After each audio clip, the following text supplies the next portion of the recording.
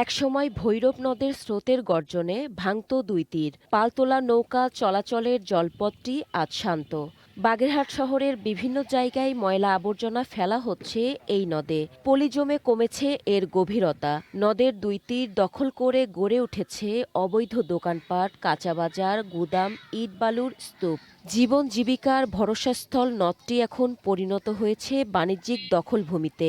Gate মেট হয়ে দিয়া নদীতে স্রোত নাই, গভীরতা কমে গেছে। খালের দুই পাড়ে যা বাড়ি ঘর ছিল তাদের দখলের কারণে খালগুলো পরিসর ছোট হয়ে গেছে। আগে 2 টান দিলে যে মাছ হতো এখন 10 টান দিলেও সেই মাছ হয় না। পলিথিন আবর্জনায় ভরা, নদী মরে গেছে। কোনো খনন করা হয় তাহলে নদীর যে সাবেক যে নব্যতা তা সম্পূর্ণ না হলেও কিছুটা অন্তত নব্যতা ফিরিয়ে পাবে। মার্কেটে সকল ধরনের বর্জ্য, মুরগি পচা বলেন, এই সবকিছু কিন্তু নদীর মধ্যে ফেলা হচ্ছে, একদম সেটা ওপেনে। এগুলো বন্ধ হওয়া উচিত, না হলে আমাদের পরিবেশ কিন্তু মারাত্মক হুমকির মুখে পড়বে। নদী দখল ও দূষণের ফলে ব্যাহত হচ্ছে পানির স্বাভাবিক প্রবাহ। দীর্ঘমেয়াদী উদ্যোগ না নেওয়ায় নদটি পরিকল্পিতভাবে ধ্বংস করা হচ্ছে বলে অভিযোগ নির্মাণে নাম্বার 1 শাহ সিমেন্ট।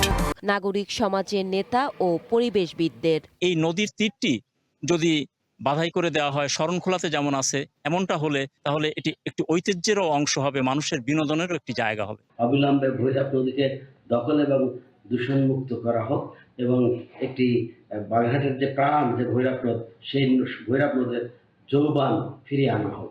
এদিকে জেলা প্রশাসন বলছে, সীমাবদ্ধতা থাকলেও ভৈরব নদ রক্ষায় নেওয়া হচ্ছে নানা উদ্যোগ। আর জনপ্রতিনিধিরা বলছেন, নদটি দখলমুক্ত করতে চলবে উচ্ছেদ অভিযান।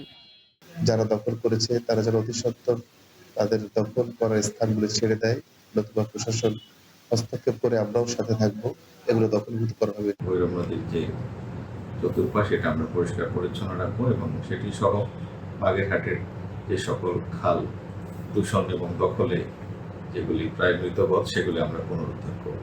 ভৈরব নদটির 4 কিলোমিটার এলাকা জুড়ে গড়ে উঠেছে 1.5 শতাধিক অবৈধ স্থাপনা।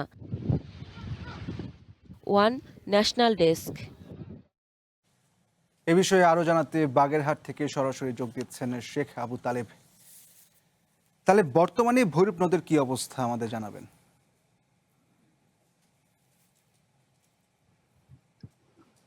জি ধন্যবাদ আপনাকে। আমি যদি আপনাকে জানিয়ে রাখি, এই ভৈরব নদকে ঘিরে কিন্তু বাগেরহাটের ফুল অস্তিত্ব। বাগেরহাট কিন্তু গড়ে উঠেছিল এই ভৈরব নদকে কেন্দ্র করে। কিন্তু ভৈরবের যে এখন অবস্থা, ভৈরবই কিন্তু এখনো রয়েছে আহ এমন অবস্থা রয়েছে, ভৈরবের যদি প্রাণ থাকতো ভৈরব বলে উঠতো, ছেড়ে দে মা কেঁদে বাঁচি।